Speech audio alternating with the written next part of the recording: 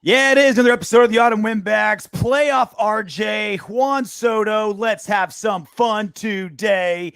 Day one as a playoff team. So RJ Clifford has transitioned into playoff RJ. You like the look, Soto? I feel like Playoff, playoff JR. this is a look. This is an attitude. This is a It looks like mindset. you're cruising the elementary schools, being super creepy. Is there one close by? I don't know. Those elementary school kids would be lucky to have me because I'm going to the playoffs, and the Chargers are sitting on their ass, not doing anything.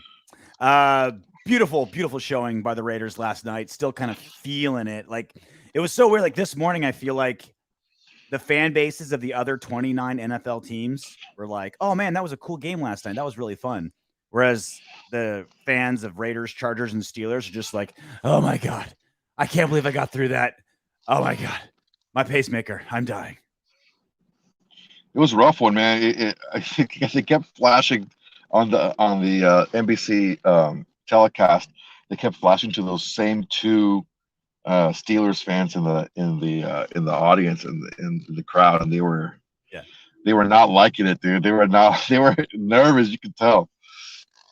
At the end, they got what they wanted. It took 5 quarters of football, but the Steelers did end up going to the playoffs. Raiders obviously in 5 seed. We're taking on the 4 seed on Saturday, taking on the Cincinnati Bengals.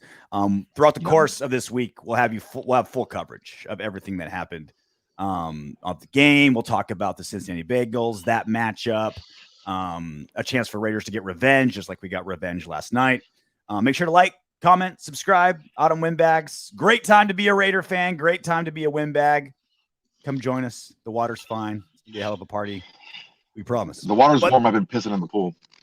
The one thing I want to get to today, though, I think one of the biggest Raiders story that wasn't a terrible controversial thing that happened this season, right? Like nothing like the actual semi-fun thing to talk about with sports has been Derek Carr.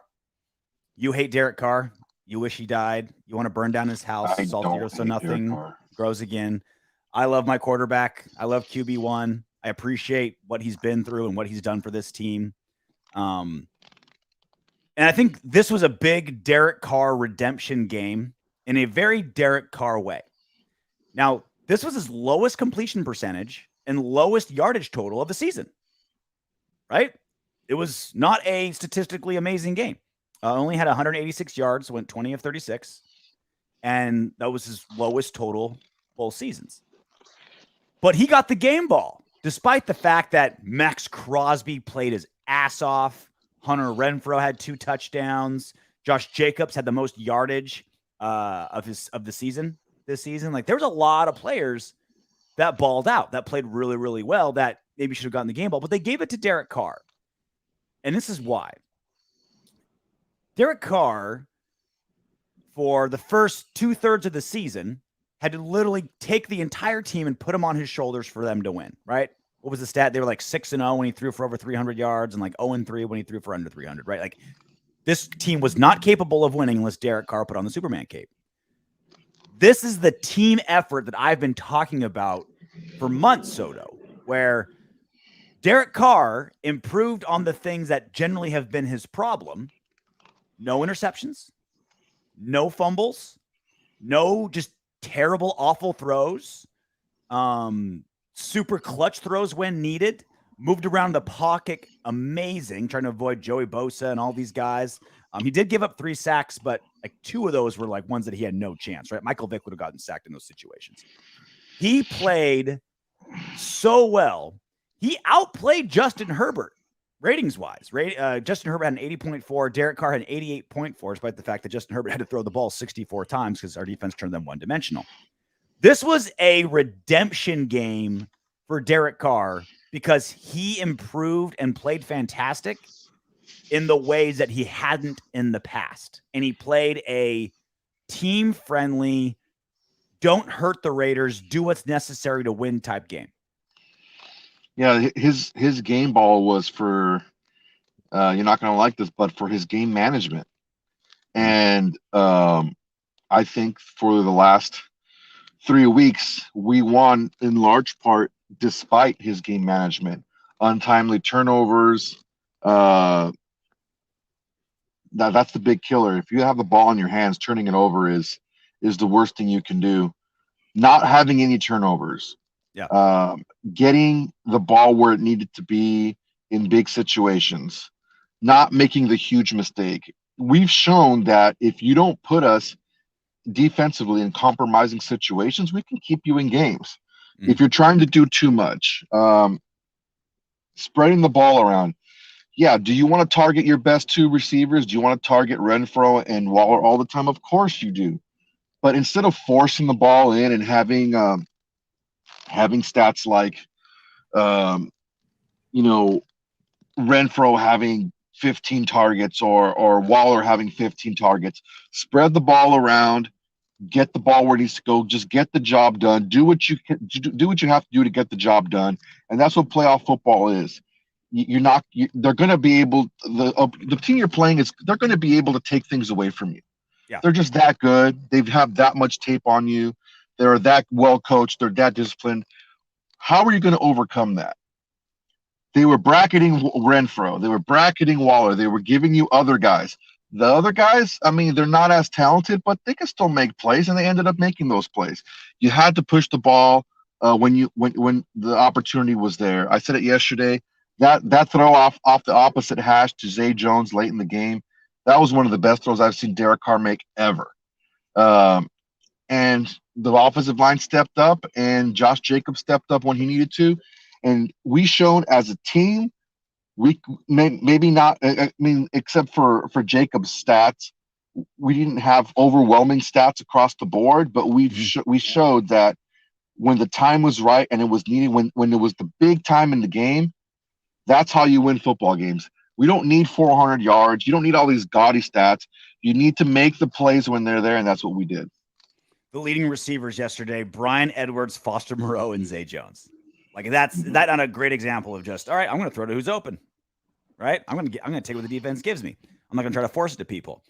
So here was Derek Carr immediately following, like this is literally seconds after the Raiders won 5 quarters of football, one of the most dramatic games of the season. I would say the best game of the season. I know we're still kind of just living in like the hangover of it all, but I don't think it's a giant stretch to say this was the best game of the season from an entertainment standpoint. Everything on the line, season on the line, coaches' jobs on the line, multiple contracts of players on the line. This is Derek Carr to Tafoya just seconds after that big game. You seem really calm right now, but this is a 4th straight win for a team that was 6-7 and against every single odd has managed to get back to the playoffs, and you'll be playing this time. How do you describe this? I'll have a lot of emotion later, probably. There's been a lot of heartache, a lot of hard times, a lot of fight, a lot of grit, but the job's not done. So there's something sick in me that just feels like this is awesome, this is cool, this is what we do it for, but job's not done. So seconds after getting that win, right? I'd be doing cartwheels. I'd be like, yeah, we won. Like playoff RJ would be full effect. Looking, shooting my revolvers out in the air, right? Doing backflips on, in midfield. What's Derek Carr? Job's not done. Hey, it's cool. Great. It was awesome. Proud of our guys. Job's not done. We have the Bengals, a team that beat us. We got them in 6 days.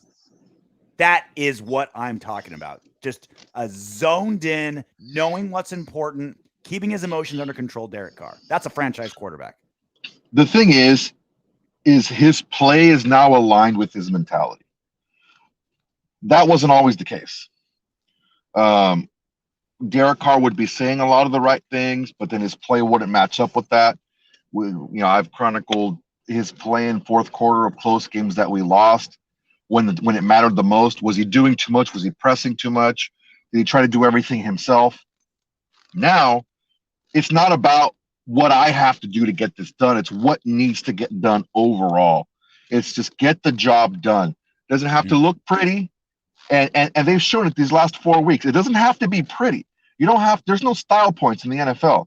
Yeah. You go out there and you win the game. And now that the mentality is starting to match the play, that's dangerous. When you're facing a team like that, these guys, it's like you know, we went to train jiu-jitsu together, right? Mm-hmm. And there was this guy Russ, older Hawaiian dude. Yep. That Awesome guy, we call him Dreamer because he would never tap. You have to choke him out for him to tap. Yeah. That guy's seen some shit in his life. Sure. To have that resolved, he was 135 pounds, maybe? Mm-hmm. Small guy, soaking wet, small guy, but he went up against anybody. He didn't care. He ain't gonna tap. You're gonna break it. You're gonna choke him out, and he's a tough dude. Those are the kind of guys when it's all on the line, you want those guys on your side. Yeah. And I'll tell you something right now. Who's more hardened? Who's more battle tested right now? The Bengals or the Raiders? Who has that dog mentality in their head? I'm not saying they're going to beat them. I'm not guaranteeing anything. I'm saying his mentality, who's been through more, they're getting healthier, except for Phylon, unfortunately. But the thing that you have to look at when it comes into the playoffs, when it's win or go home, pressure is not going to rattle this team. Pressure is not going to rattle the Raiders, DC, anybody on that team, the coaching staff. They know. I know how to coach now. So this is how I need to prepare. This is how I need to go out and play. That chip on the shoulder and with like the battle-tested grit, that's going to go a long way in the playoffs. Michael Kramer, I think RJ's professionalism is rubbing off on Soto. Your show already rocks and is still getting better thanks to Soto. Oh! It was a freestyle. I think the professionalism he's talking about is you're finally coming around to Derek Carr. Like you've just been like dropping your pants and shitting on his head the entire season. And now that you're understanding that he is our franchise quarterback and the reason that we're 10-7 going to the playoffs and the number 5 seed is a big part because of QB1. And Michael Kramer, thank you for acknowledging that Juan Soto is seeing the light. Despite your best efforts, Soto, despite the fact you won't admit it, you coming around is showing your level of professionalism, like playoff RJ.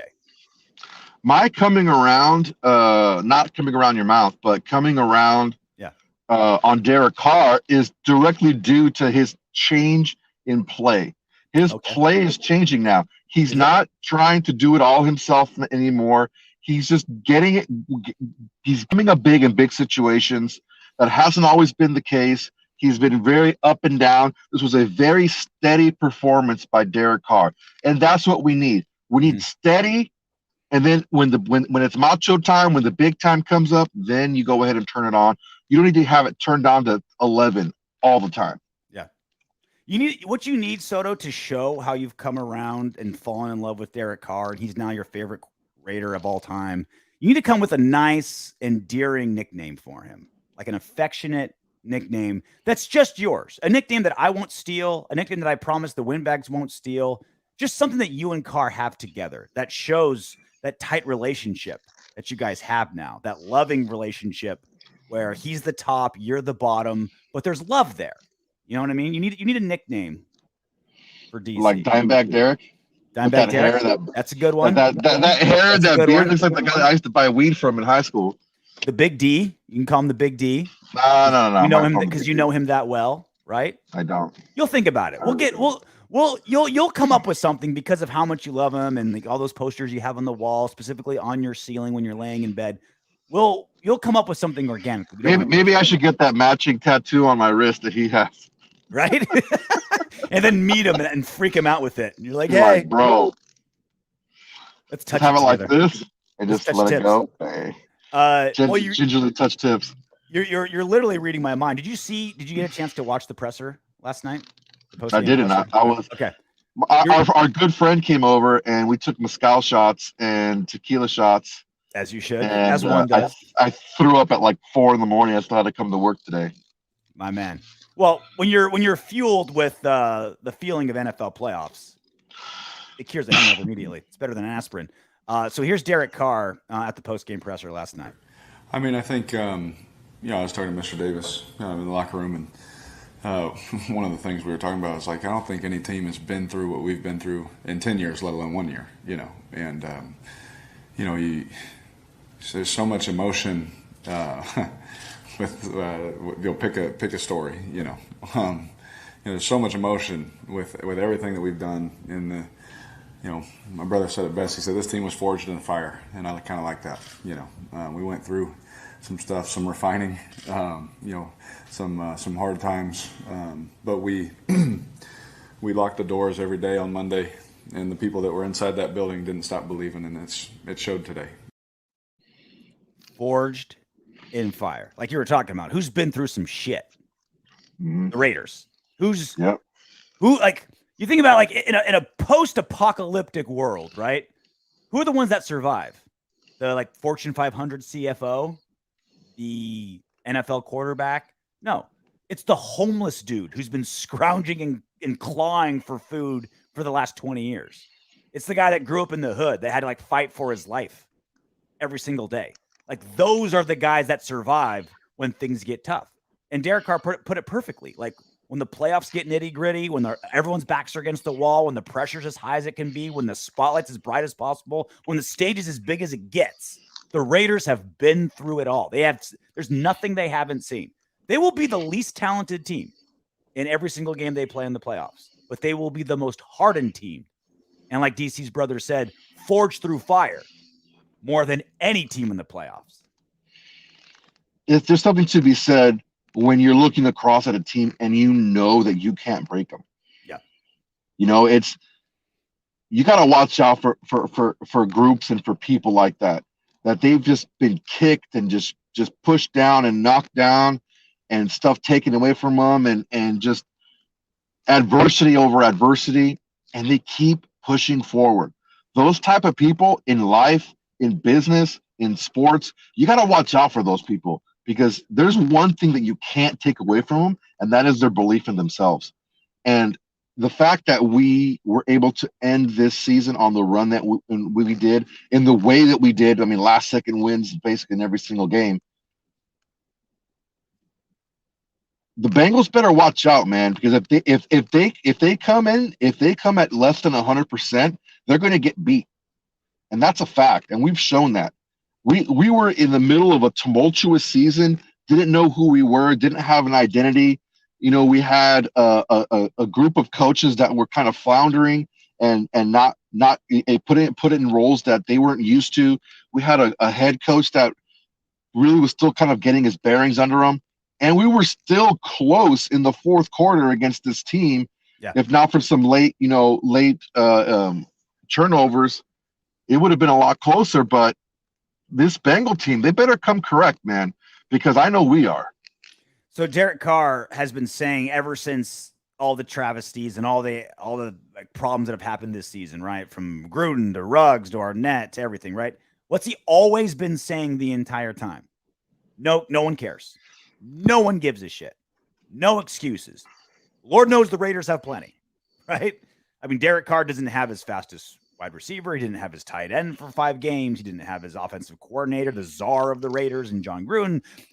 Brandon Parker has been a turnstile for any decent defensive end. He doesn't have his best receiving back in Kenyon Drake. He had every excuse in the book. And instead of turning it into excuses, he turned it around and approached it with the best possible mentality. We've been through hard stuff. We are better because of what we went through. Like, that is the most positive way to look at all these problems. The excuses are out there, right? They could be excuses. Instead, he's like, hey, these are sources of strength for us. We've had to overcome all these things.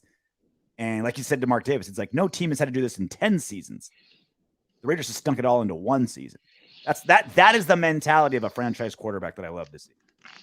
Yeah, it's like I was saying, there was a lot of chances for this team to give up, especially in overtime. Oh my God, Justin Herbert cannot miss on 4th down in the 4th quarter. He keeps converting on us. Oh my God, we blew a 15-point lead with 4 minutes left. Now we're gonna, what's gonna happen? And there was so many times for this team in earlier this year and in previous seasons where the team would have folded. Yeah. We've seen it happen. We've seen it happen where, you got a win streak and you're coming off a bye. And this year, the last couple of years, you just take the fattest dump ever. We lost to the freaking Giants of all teams. We lost to the Bears. Those guys, the Bears fired their freaking fired their coach. They were so bad. And yep. the Giants, they're before the GM got fired, he freaking retired. He quit before they were able to fire him. You can't fire me. I quit. I quit.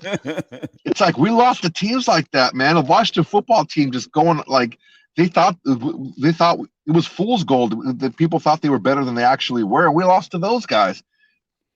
This team could have quit a bunch of different times, and there's a section of the fan base out there who would have made excuses for them. You know what? They fought hard. Justin Herbert played off his ass, blah, blah, blah, this and that. And that's why I'm so hard on this team, man, because we're not doing them any favors by giving them ways out. And now that they're believing in themselves the way, and that belief is being translated onto the field, that's dangerous now. That's where the team starts clicking on all cylinders, and the team starts firing all together, and that's a dangerous team. You look at all the weapons and everything that Justin Herbert had, right?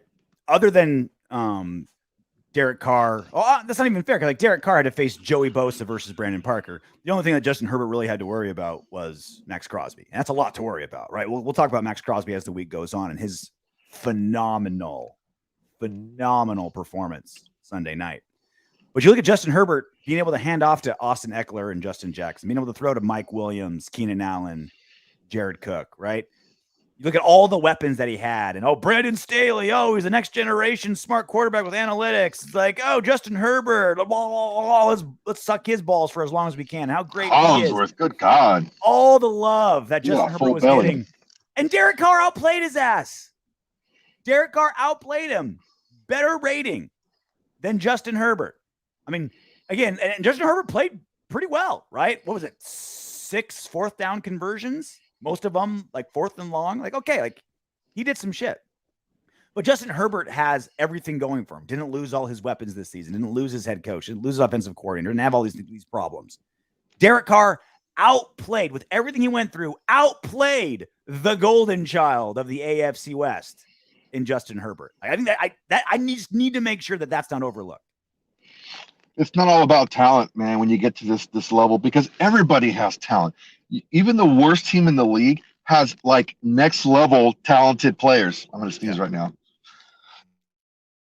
All right, I'm back. You're allergic to Derek Carr playing so well. You'll get over it though. Get your EpiPen. It's true. So it's not about talent when you get to this level, because every team is talented. Of course, if you have 2 talented teams that have the same mindset, the more talented team's going to win. But it's about your mindset. It's about your belief. It's about what are you going to allow to have happen? Are you going to allow yourself to get beat on this play? Are you going to allow yourself to get faked out on this play? Are you going to allow yourself to not give your best focused effort on this play?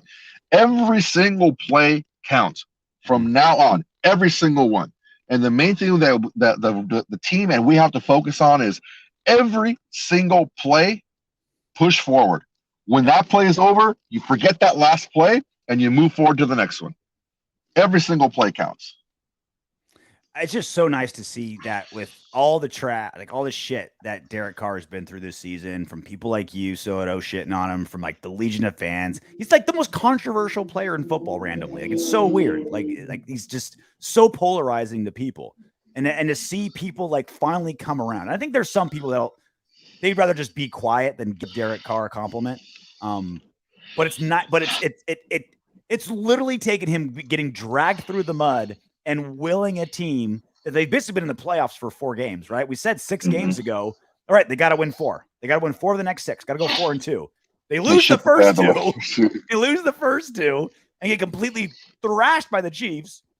Win 4-0, and it took that. It literally took that for people to be like, well, okay, maybe Derek Carr's okay. I didn't say he was okay. I say his play is matching his mindset. Larger. Well, no, you're laying it on me. Like, I understand what you're doing, JR. It's all right. Yeah, you deserve it. If anyone deserves to do the Conor McGregor billionaire strut and like laugh at the haters, it's Derek Carr, and he's really not. He's really not. He's saying job's not done. Honestly, you know why? Exactly, because he hasn't done shit yet. Stop. What do you do now? He's accomplished a lot. He's accomplished a lot. There's still more to do, but he's accomplished a lot. if you want to be that guy, you got to show it now. Now is when you show it. Just getting here, okay, fine, great. You made the playoffs. Now that you're in the playoffs, this is where the legacy is built. There's the Soto I remember. There he is.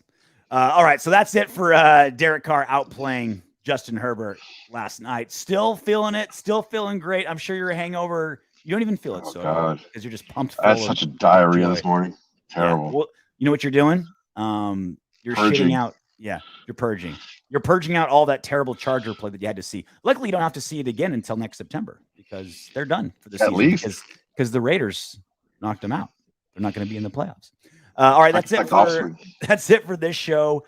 Make sure you like, comment, subscribe, all the good stuff. Tons of great stuff coming this week because it's playoff week. We'll have a guest on Wednesday. We'll have a full breakdown of the Bengals game. Still not done analyzing everything that happened on Sunday because there were some big mistakes that the Raiders made. They were able to overcome them as a team. We'll see what we got to tighten up heading into the first real playoff game that I count in the last 20 years because 2016, when Derek Carr was hurt, it was like it didn't feel like playoffs to me. It didn't really feel like our team was out there with a shot. It was just kind of like, all right, we're here. Let's see what we can do. This for the first time in 20 years feels like we're in the playoffs with a goal and a force to be reckoned with. All right, until next time, knock on wood if you're with me.